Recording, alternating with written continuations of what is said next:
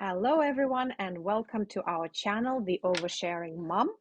This is where Ramana and myself, my name is Sasha, we've started this channel to talk all things conception, pregnancy, birth, babies, toddlers, etc. Today, I will be talking about emotions, and of course, it's a vast topic. However, it all starts in childhood. So, what can we do, right? That's a couple of tools I wanted to share with you in terms of how to help kids express their emotions that I found exceptionally useful. Like, especially, so I have a boy, so he is very boisterous, very strong. And we came to a point when he would, kick or do something, and he would get upset with me. And I had to learn that I'm not actually doing anything to upset him. So he would get upset with me for just looking at him, just because in that moment he wants something, and it's not possible for me to predict those things. So he would get angry at me, for example, or at somebody else, or at a thing, even at a toy, whatever it is. And then what we do is we go to a beanbag, or we have a pillow, and we just say, okay, we're angry right now, so let's express this anger. And we go at it, we just punch the beanbags, etc. And as we do it, we just say, yes, beanbags, we use that, or pillows, or whatever it is. So we use that to express the emotion. And then I also just sort of anchor the fact that we never hurt people and we don't damage property. So that's like an important thing that is alongside that. And so, but the release needs to take place. And because there are so many emotions, they have to be expressed, and it kind of has to happen one way or another.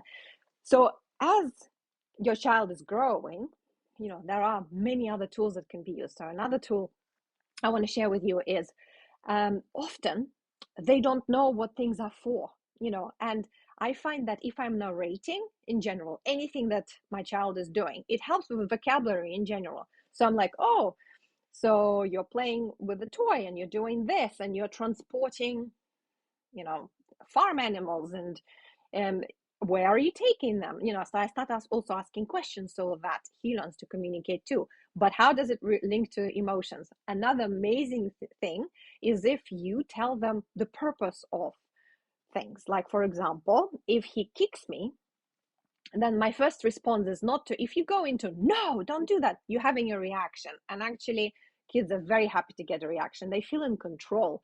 And when they see you lose control, they're like, oh, wow, I am so mighty powerful that even mom or dad lost it. So the first thing is like, try to keep it all together.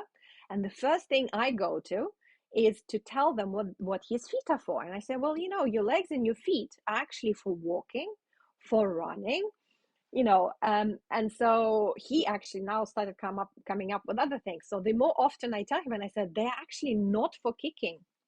So now lately I remember I was saying, yeah, they're for walking, for running. He goes, and for jumping.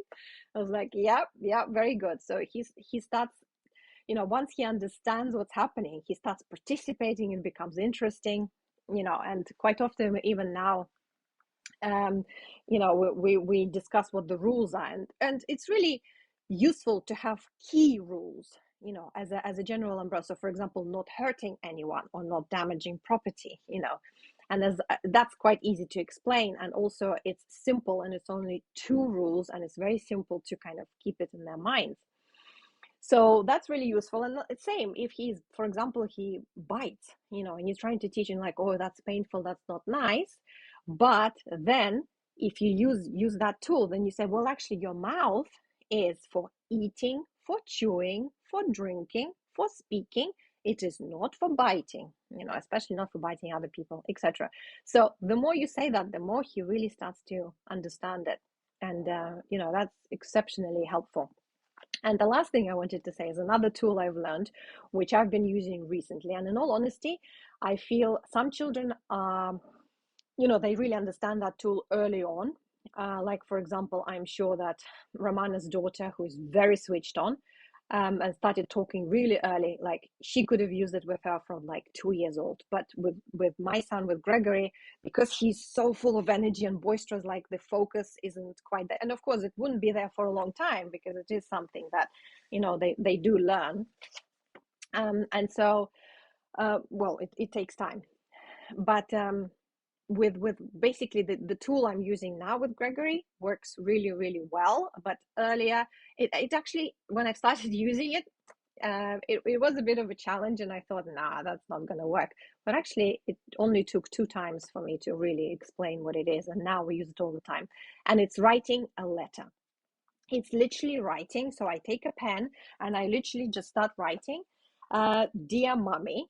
And then for the first couple of times, I had to kind of try to voice what is happening. Gregory is right now very angry because, I don't know, for example, mommy looked at him, whatever the reason is. And so at first I had to try to express it for him as close as possible to what was actually going on. And then as we write all the emotions, we express all of them. Then at the end I write, love Gregory, and I give him a pen to sign. Even though they can't write, but the whole process, they actually understanding that something is happening. What's really remarkable about it, so then he signs, that like on the third time he started saying. So then at some point when you see that your child really understood how this works, you let them speak. Do not then put your words into the sentences. However they expressing it, just be writing. Like if your child is saying, I am angry and I'm upset that this has happened, la la la, it was just so amazing, because now he understood the system so well that when he gets angry, he's like, let's do a dear mommy. At first when he said it, I want to do dear mommy, I was like, what do you mean?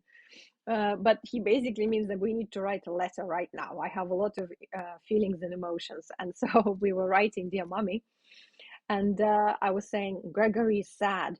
And I've continued with what he told me, what he was sad about. But at this point, he jumped in. He said, and also Gregory's angry.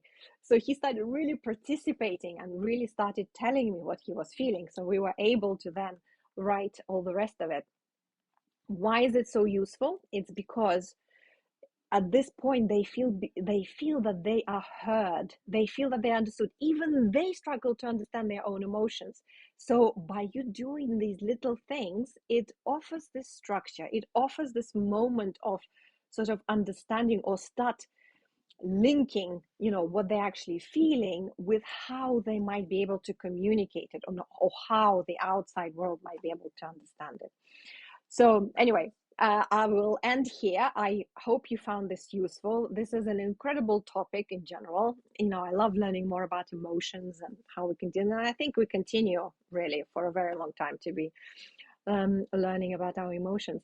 But if you found that interesting, let us know. Drop us a comment. Please like and share and subscribe. That really helps our channel. But also, if you did like the information, you can comment below, and I can create like a summary sheet of what I've talked about here. So it might be something that you could refer to if you like. So we will see you next Friday. Thank you for joining. Bye.